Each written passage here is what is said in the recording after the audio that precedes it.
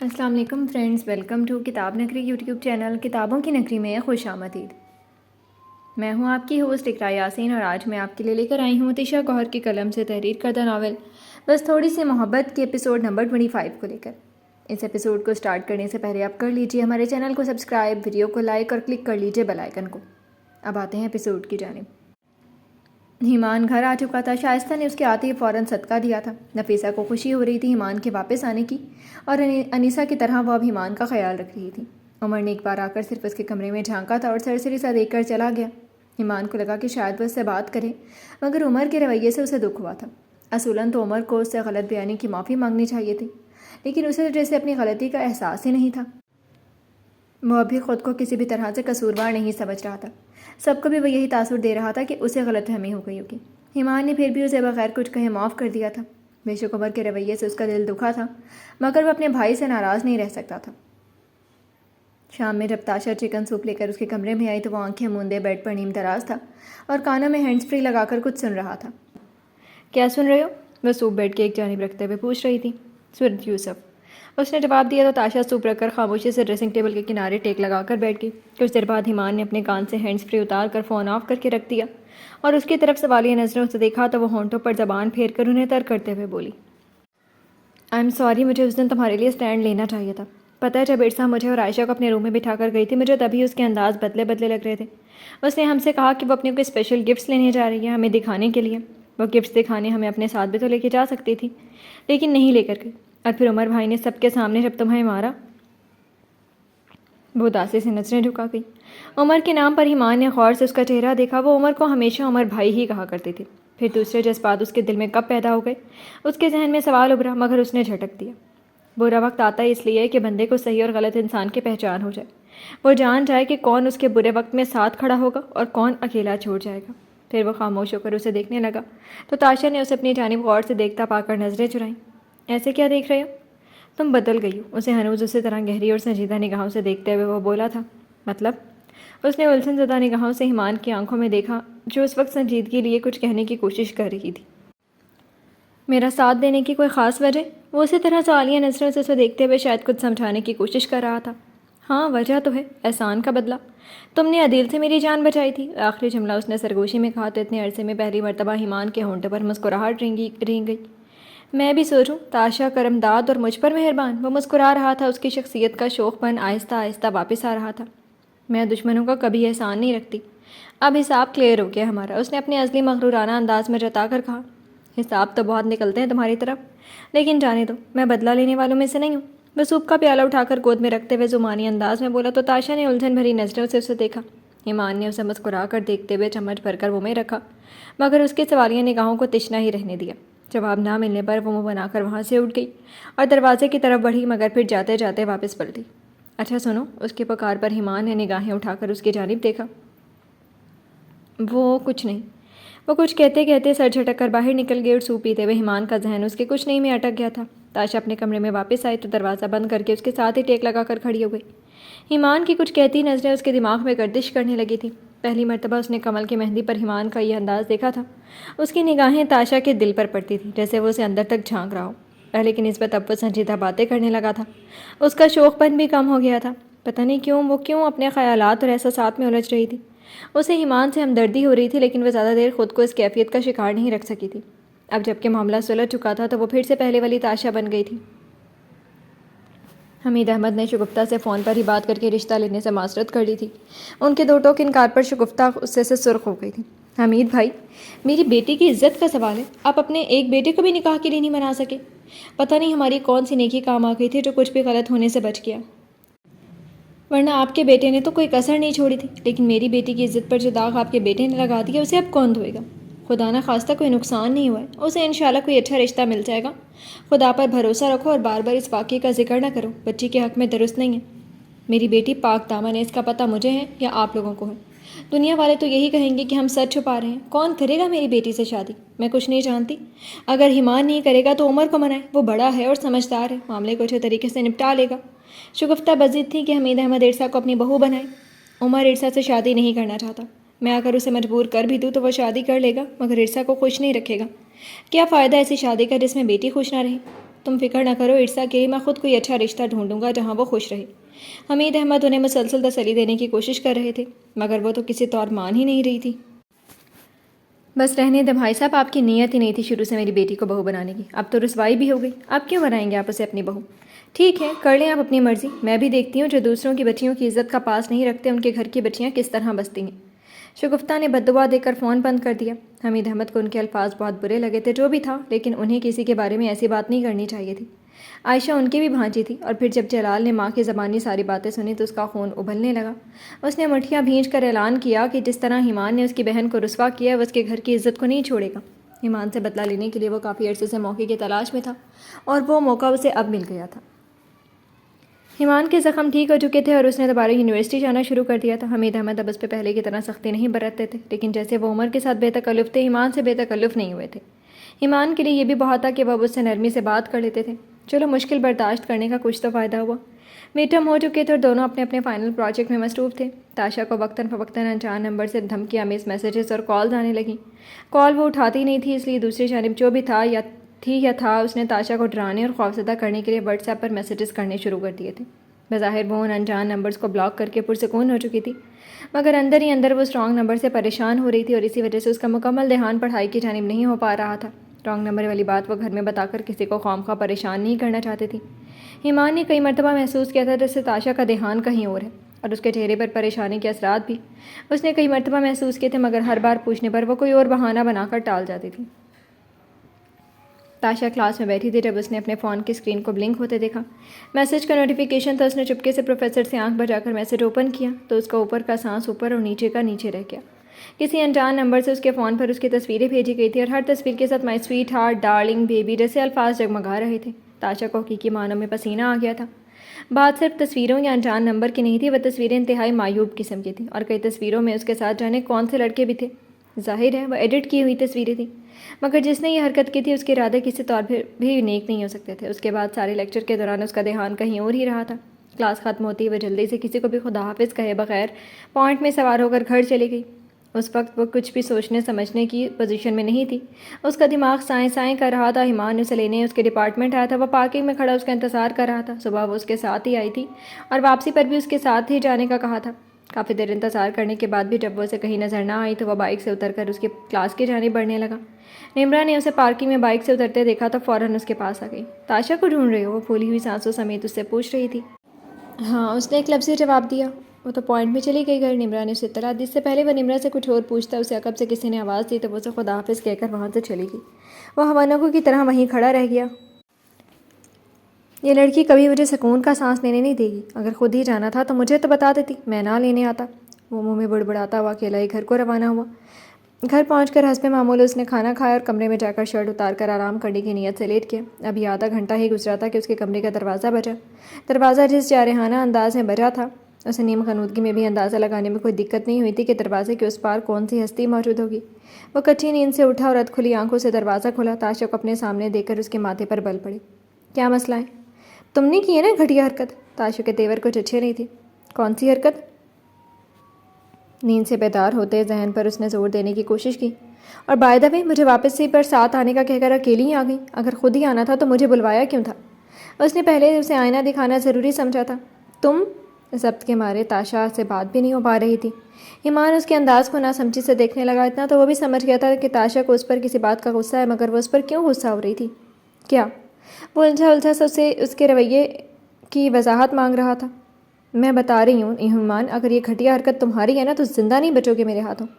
وہ اسے دھمکی دے رہی تھی، مگر اس کا اپنا لہجہ بھی بھیگ رہا تھا۔ تذلیل کا احساس بہت گہرا تھا۔ ایمان واقعتاً پریشان ہوا تھا، اسے شدت سے کسی گڑبڑ کا احساس ہوا۔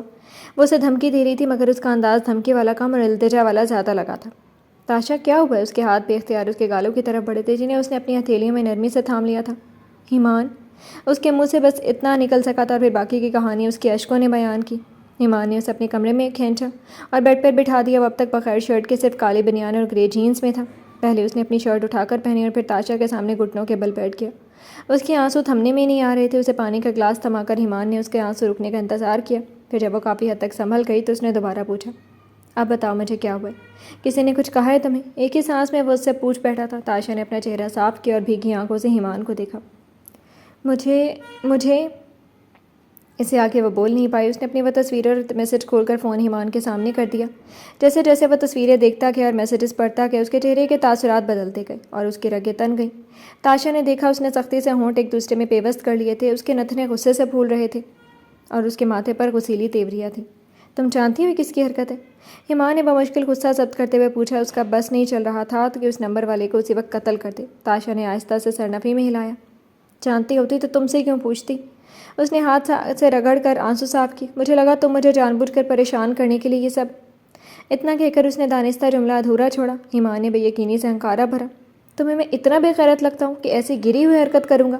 سیریسلی تاشا، تمہیں لگا یہ میری حرکت ہے؟ اس نے بے یقینی سے اور شاید دکھ سے بھی اس کی جانب دیکھا۔ تاشا نے آنکھیں پٹ پٹا کر معصومانہ نگاہوں سے ایمان کو دیکھا۔ شک تو کسی پر بھی کیا جا سکتا ہے، اس میں میرا کیا قصور ہے؟ میں بس گھبرا گئی تھی۔ اس نے نگاہیں جھکا لی۔ گھبرانے کی ضرورت نہیں ہے، اس کا تو بندوبست میں کر دوں گا، تم ریلیکس ہو رہو۔ وہ اسے بھرپور انداز میں تسلی دے رہا تھا۔ تاشا نے اس کی آنکھوں میں دیکھا تھا، جانے کیوں اس سے اتنا متنفر رہنے کے باوجود بھی وہ ہر مصیبت میں اس کے پاس ہی آتی تھی اور وہ اس کی ہر زیادتی کے باوجود اس کے کام آتا تھا۔ ایمان، اگر اس نے پورے خاندان میں کچھ نہیں کرے گا، وہ تم ٹینشن نہ لو، وہ صرف تمہیں پریشان کرنے کی کوشش کرے، تم اس کی کسی ڈراوے میں نہیں آؤ گی۔ اگر اس نے مزید کچھ کیا تو مجھے بتا دینا، میں نمٹ لوں گا اس سے، تم پریشان نہیں ہو۔ اسے ڈھیروں تسلی دے کر ایمان نے انجان نمبر اپنے پاس محفوظ کر لیا تھا۔ وہ جو کوئی بھی تھا، ایمان کے ہوتے ہوئے تاشا کو تکلیف نہیں پہنچا سکتا تھا۔ ایمان کو اپنی پریشانی بتا کر اب وہ کافی حد تک مطمئن ہو چکی تھی۔ اسی کے مشورے سے تاشا نے اپنا موبائل فون آف کر دیا تھا اور ایمان کا دیا ہوا کوئی نمبر استعمال کرنے لگی تھی۔ اب کم از کم وہ رانگ نمبر تاشا کی پہنچ سے دور تھا۔ یونیورسٹی کے ایک سنسان اور ویران مقام پر وہ چاروں چھوٹی چھوٹی گھاس پر بیٹھے تھے اور ایمان کی بات غور سے سن رہے تھے۔ جیسے ہم نے عدیل والا معاملہ سلجھایا تھا، یہ والا بھی ویسے ہی سلجھانا ہے، انتہائی رازداری اور خاموشی سے، کسی کو پتہ نہیں چلنا چاہیے اس بات کا۔ سب نے اس کی تائید میں سر ہلایا۔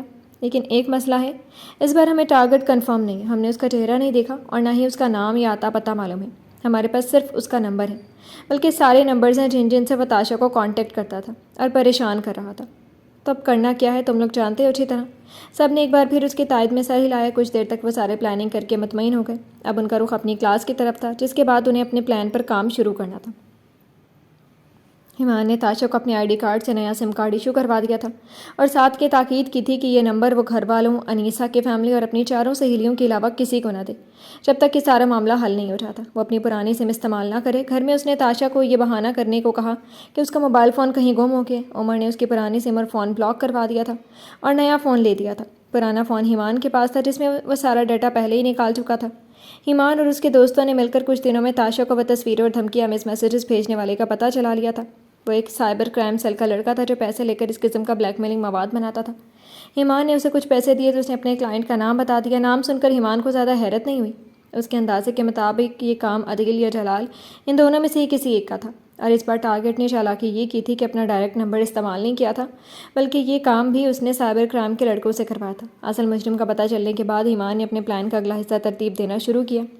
ٹارگٹ کو ٹریک کرتے ہوئے ایک روز موقع دے کر ایمان نے اسے گھیر ہی لیا تھا، اچھی طرح اسے دھمکا کر اور اس کا فون لے کر ایمان نے اسے وارننگ دے کر چھوڑ دیا، شاید رشتہ داری کا لحاظ کر کیا تھا۔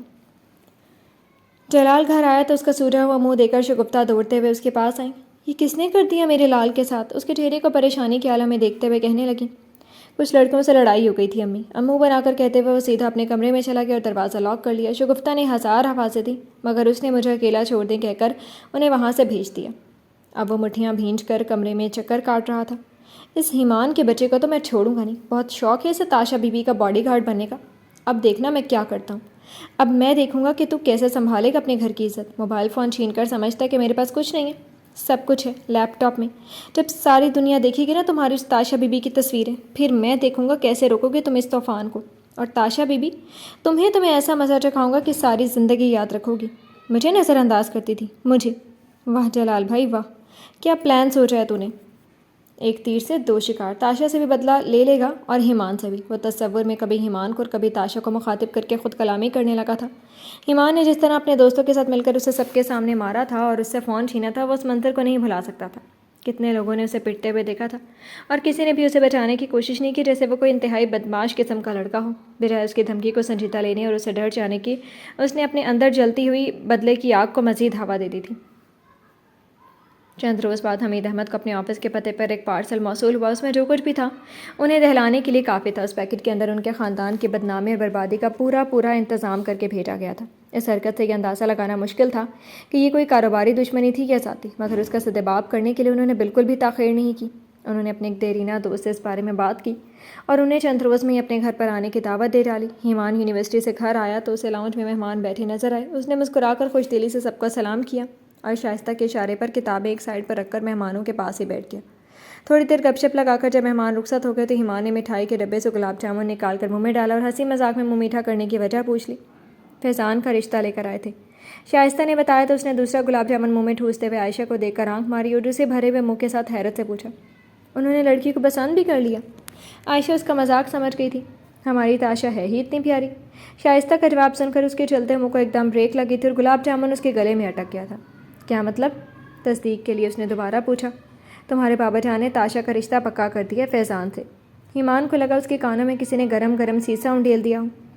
بابا جان کو اس کا رشتہ کرنے کی کیا جلدی تھی؟ ابھی تو ہمارے ایگزامس بھی نہیں ہوئے، اس نے سرسری انداز اپناتے ہوئے پوچھا تھا، مگر اندر ہی اندر کوئی اس کے دل پر کلہاڑے چلا رہا تھا۔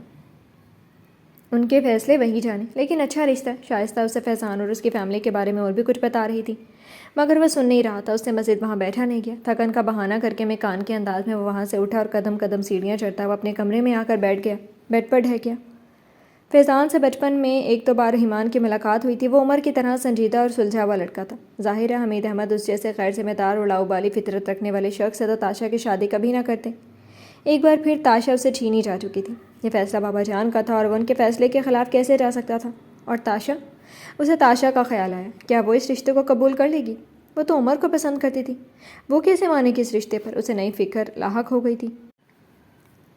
ایک طرفہ نبھائی جو میں نے، وہ محبت نہیں اذیت تھی۔ شدت ضبط سے اس کی آنکھیں سرخ انگارہ ہونے لگی تھی۔ ایک جھٹکے اسے کمل کی مہندی کے روز لگا تھا اور دوسرا جھٹکا اسے آج لگا تھا۔ تاشا عمر کی ہوتی یا فیضان کی، ایمان کی نہیں ہو سکتی تھی، اور یہی احساس اس کی جان نکالنے کو کافی تھا۔ حمید احمد جو تاشا کی مرضی کے بغیر کوئی کام نہیں کرتے تھے، اس کی زندگی کا اتنا بڑا فیصلہ انہوں نے اسے پوچھے بغیر کر دیا تھا۔ تاشا انہیں سب سے پیاری تھی اور اس کے لیے وہ کسی بھی قسم کا رسک نہیں لے سکتے تھے۔ تاشا کو جب اس رشتے کے بارے میں معلوم ہوا تو پہلے تو اسے بالکل بھی یقین نہیں آیا، مگر پھر حیرت کے سمندر سے جب باہر آئی تو نفیسہ سے لڑنے لگی۔ امی، ابھی تو میرے ایگزامس بھی نہیں ہوئے اور ماموں کو اتنی کیا جلدی ہے میری شادی کی؟ انہوں نے مجھ سے پوچھنا تو دور، مجھے بتانا بھی ضروری نہیں سمجھا۔ میں ابھی جا کر ان سے بات کرتی ہوں۔ وہ کمرے سے باہر جانے لگی تو نفیسہ نے اس کا ارادہ سمجھ کر اسے بازو سے پکڑ کر روکا۔ پاگل مت بنو، اب ماموں سے اس قسم کی بات کرو گے تم؟ کچھ سوچ کر ہی انہوں نے اتنا بڑا فیصلہ کیوں اچانک لیا ہوگا نا؟ اور اس میں غلط بھی کیا ہے؟ میں نے کون سا تمہیں ساری زندگی کمانا رکھنا تھا؟ ڈگری کے بعد تو میں خود تمہاری شادی کا سوچ رہی تھی۔ وہ اسے سمجھانے لگی تھی، لیکن امی اس طرح بغیر اس کو دیکھے میں کیسے کسی سے بھی شادی کر لوں گی؟ یہ میری زندگی کا فیصلہ ہے۔ میں نے آج تک کپڑے بھی اپنی مرضی اور پسند کے بغیر نہیں پہنے۔ یہ تو پھر میرے ہونے والے شوہر کا معاملہ ہے جس کے ساتھ میں نے پوری زندگی گزارنی ہے۔ میں ہرگز یہ شادی نہیں کروں گی۔ اس نے دو ٹوک انکار کر دیا۔ نفیسہ سر پکڑ کر بیٹھ گئی، ان کی آنکھوں سے آنسو جاری ہو گئے تھے۔ تمہارا باپ زندہ ہوتا تو تم یہ تیور دکھاتے ہوئے بھی اچھی لگتی۔ ساری زندگی حمید بھائی جان نے میرا اور تمہارا خیال رکھا ہے، تمہارے کتنے ناز نخرے اٹھائے ہیں انہوں نے۔ اب اگر انہوں نے تمہارے مستقبل کے لیے ایک فیصلہ لے لیا ہے تو تم مجھے ان کے سامنے اس طرح ذلیل و رسوا کرو گی؟ میں سوچ بھی نہیں سکتی تھی کہ میری اولاد اتنی احسان فراموش نکلے گی۔ وہ رونے لگی تھی۔ امی، میں یہ تو نہیں کہہ رہی کہ ماموں کی مرضی سے شادی نہیں کروں گی، میں تو بس یہ کہنا چاہ رہی ہوں کہ میں نے تو اسے دیکھا بھی نہیں، نہ میں اسے جانتی ہوں۔ اس نے اپنی پریشانی کی وجہ بتائی جو دراصل اس کے انکار کا بہانہ تھا۔ عمر کو کھو دینے کا وہ سوچ بھی نہیں سکتی تھی۔ تو بیٹا، جہاں اتنا عرصہ انہوں نے تم پر ایک آنچ بھی نہیں آنے دی، تمہیں لگتا ہے کہ وہ تمہاری شادی کا فیصلہ یوں ہی کر دیں گے؟ فیضان بہت اچھا لڑکا ہے، تمہیں خوش رکھے گا، اور اگر کوئی مسئلہ ہوا بھی تو ہم ہیں نا۔ نفیسہ نے اسے بہلانے کی بہت کوشش کی تھی۔ وہ مکمل طور پر رضامند نہیں ہوئی تھی، اسے رہ کر عمر کا خیال آ رہا تھا۔ وہ عمر سے شادی کرنا چاہتی تھی، اب یہ بات وہ اپنے منہ سے تو نہیں کہہ سکتی تھی۔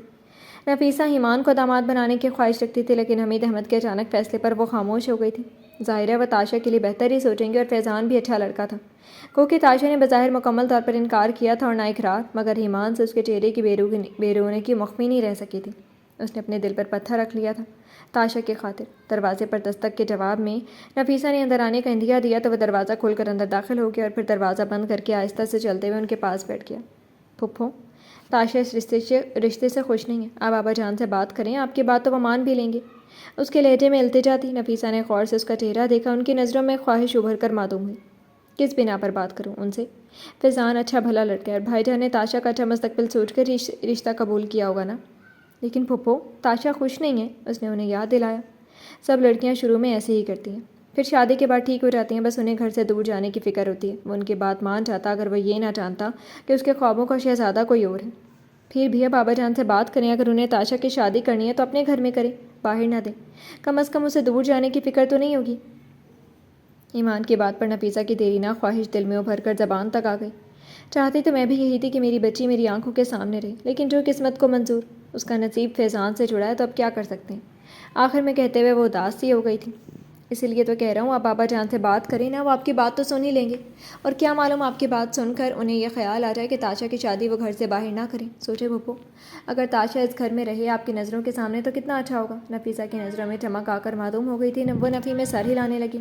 چاہتی تو میں بھی یہی تھی کہ تاشا کی شادی تم سے ہو، مگر اتنی جلدی میں دوسرا رشتہ آ گیا کہ سوچنے سمجھنے کا وقت ہی نہیں ملا مجھے۔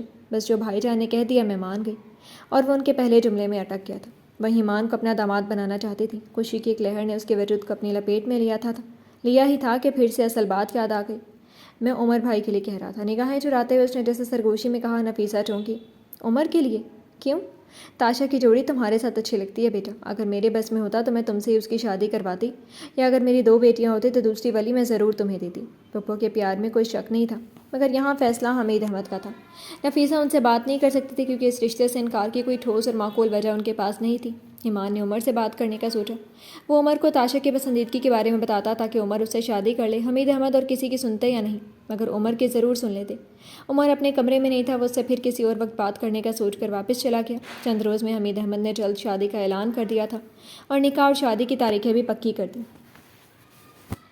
جی تو فرینڈز، کیسی لگی آپ کو آج کی ایپیسوڈ؟ کمنٹ سیکشن میں ضرور بتائیے گا۔ پھر حاضر ہوں گے ناول کے نیکسٹ ایپیسوڈ کے ساتھ، تب تک کے لیے اجازت دیجیے۔ شکریہ، اللہ حافظ۔